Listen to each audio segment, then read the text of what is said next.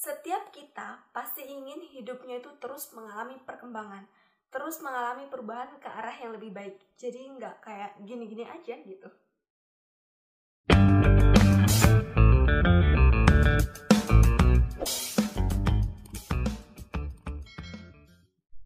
Hai, selamat datang di channel YouTube aku, Anggia RA.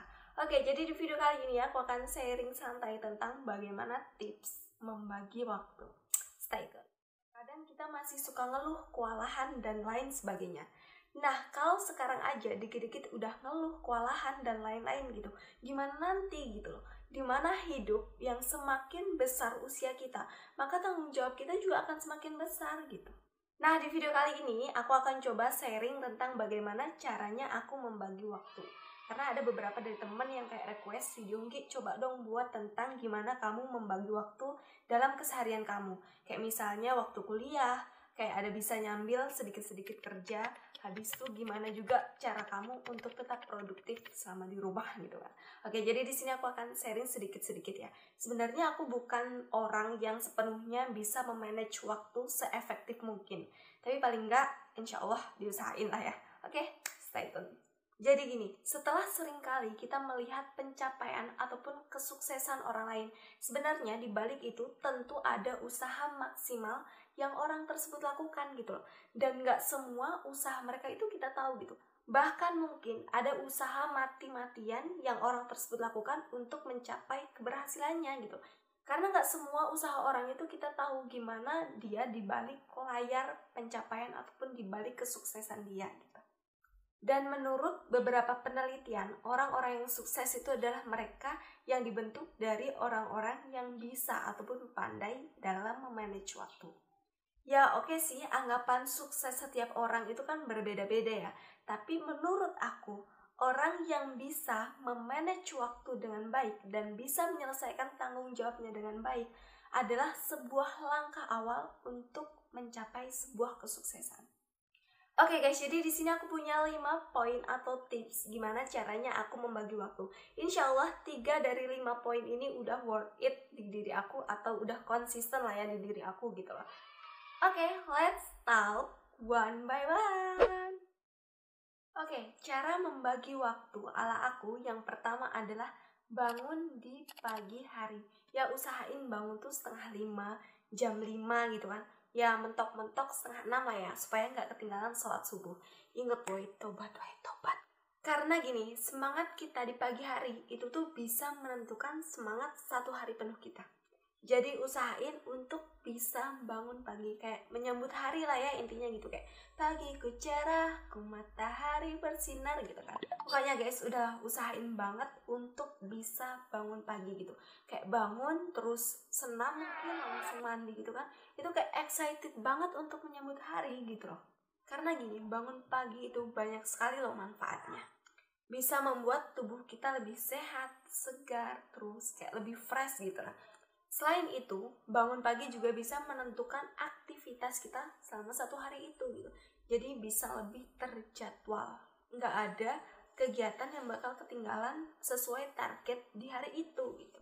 Shh, sini aku bisikin. Pokoknya janji dulu sama diri sendiri. Usahain besok bangun pagi jam 4:30. Oke?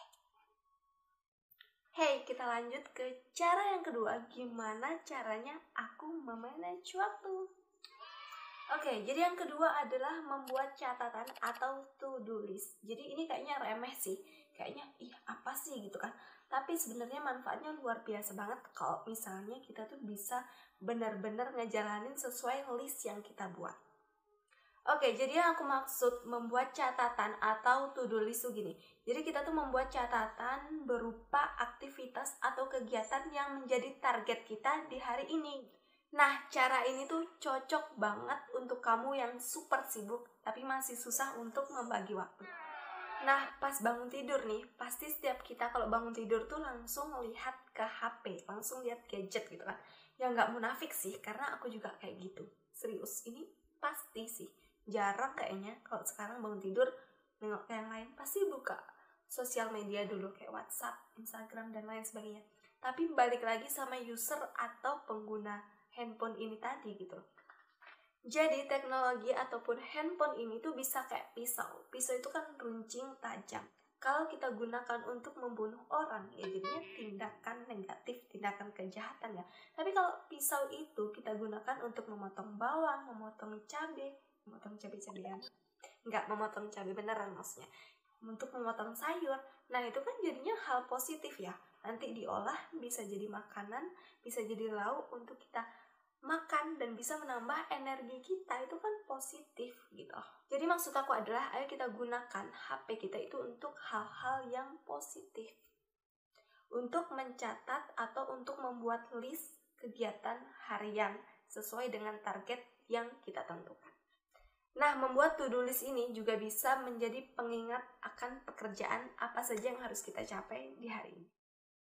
Nah, kalau aku pribadi nih, aku membuat catatan atau to-do list berupa poin-poin apa saja yang harus aku kerjakan ataupun poin-poin yang menjadi target aku di hari ini. Aku tuh catatnya di kertas, terus aku tempel di mading di depan meja belajar aku. Karena dengan mencatat di kertas itu tuh menempel di kepalanya tuh beda gitu. Kalau aku sih, karena aku termasuk orang yang bisa dibilang susah mengingat sih. Jadi biasanya aku tulis pakai pena gitu di kertas, baru aku tempel deh di mading sesuai dengan target ataupun kegiatan yang harus aku kerjakan di hari itu. Yaps, aku susah mengingat, susah juga melupakan.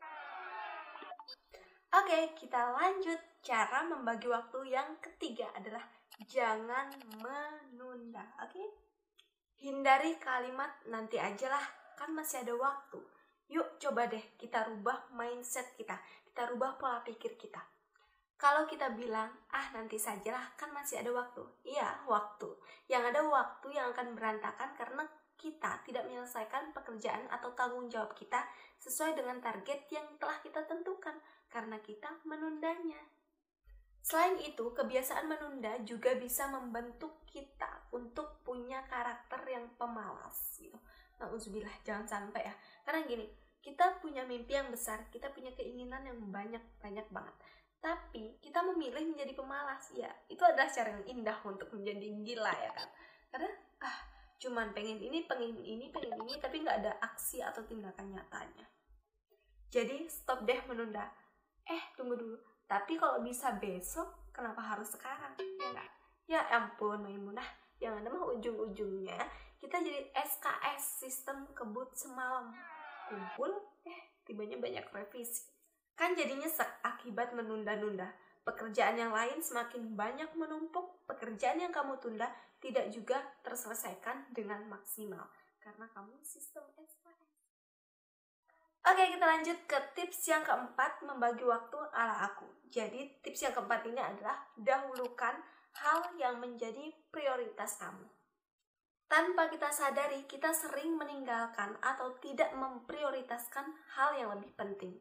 Kita sering melakukan hal-hal yang tidak menjadi prioritas. Kadang kita tergiur untuk mengerjakan hal-hal yang lebih ringan terlebih dahulu dan menganggapnya bahwa itu adalah langkah yang tepat. Akan lebih baik ketika kita mengerjakan hal-hal yang menjadi prioritas terlebih dahulu. Nah, contohnya gini, seperti saya adalah mahasiswa. Tentu saya akan lebih memprioritaskan tugas-tugas kuliah saya.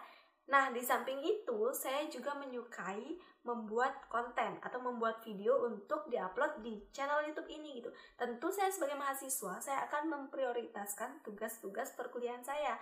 Tapi di samping pekerjaan prioritas itu tadi, kita juga harus menyusulnya dengan pekerjaan-pekerjaan ringan lainnya.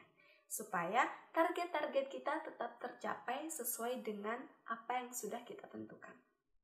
Tapi gimana Kak? Aku bisa memprioritaskan, tapi tidak pernah diprioritaskan. Gila sih, itu yang sakit guys, sakit banget, parah. Cuman satu kata, sabar. Oke, kita masuk ke tips atau cara membagi waktu ala aku. Yang terakhir adalah buat janji sama diri kamu sendiri. Jadi jangan cuma janji sama dia aja woi. Jadi tetap janji ke diri kalian sendiri, komitmen gitu. Kalau kalian bisa menyelesaikan tanggung jawab atau pekerjaan diri kalian sendiri dengan baik, pasti kalian bisa mengerjakan atau menyelesaikan tanggung jawab kalian pada orang lain. Jadi maksud aku membuat janji kepada diri sendiri adalah kita tuh memberikan punishment bermanfaat atau memberikan hukuman bermanfaat atau memberi hadiah berupa apresiasi terhadap diri kalian sendiri. Jadi harus balance, ada punishment, ada juga apresiasi gitu, tergantung situasi dan kondisi kalian. Contohnya gini, ketika kamu tidak menyelesaikan pekerjaan kamu sesuai dengan catatan atau to-do list yang sudah kamu buat, nah kalian harus memberikan punishment ataupun hukuman kepada diri kalian sendiri, seperti menghafal kosakata dalam bahasa Inggris misalnya, menghafal 5 kosakata ketika kalian tidak melaksanakan pekerjaan sesuai dengan apa yang menjadi target kalian. Tapi kalau 5 kosakata dikit banget ya, 10 lah minimal gitu. Jadi nanti hukuman ini bisa bermanfaat untuk diri kita, menambah ilmu, menambah kosakata bahasa Inggris misalnya gitu. Nah, kalau aku biasanya memberikan punishment itu berupa menabung gitu. Misalnya ada satu kegiatan yang tidak terselesaikan gitu kan. Jadi aku nabung 20.000. Nah, nanti uangnya itu bisa aku gunain untuk keperluan-keperluan yang tak terduga misalnya gitu. Jadi pasti ada manfaatnya. Tapi kalau lagi bokeh ya nggak ada tuh denda-denda gitu, nggak ada. Jadi kayak berlari ke menghafal kosakata dalam bahasa Inggris misalnya. Intinya punishment ini akan bermanfaat untuk diri kita sendiri. Nah, begitu juga sebaliknya. Ketika kalian sudah menyelesaikan semua yang menjadi target kalian di hari ini misalnya, kalian bisa mengapresiasi diri kalian. Misalnya nih dari jam 8 sampai jam 9 malam kalian gunakan untuk menonton serial drama gitu kan, yang udah kalian incer dari kemarin, wah harus nonton nih, tapi karena sibuk belum sempat. Nah, gunakanlah waktu 1 jam itu untuk menikmati sebagai bentuk apresiasi terhadap diri kalian sendiri, karena kalian sudah menyelesaikan pekerjaan sesuai dengan target kalian. Kalian juga bisa mengapresiasi diri sendiri dengan berjalan-jalan di hari libur misalnya. Banyak banget deh pokoknya. Ya intinya kalian harus memberikan punishment ataupun hukuman dan bisa memberikan apresiasi kepada diri kalian sendiri. Tergantung gimana komitmen kalian terhadap hal-hal yang menjadi target kalian tadi. Apakah terselesaikan atau tidak? Oke guys, sekian aja sharing santai aku kali ini. Semoga bermanfaat ya buat kalian yang mau kasih saran ataupun masukan dan mau request juga boleh banget klik di kolom komentar. Oke, see you on my next video. Jangan lupa untuk klik tombol like, komen, dan yang paling penting adalah subscribe. Oke, bye! Oh iya, jangan lupa follow akun Instagram aku ya. Kita berteman di Instagram, anggia.com.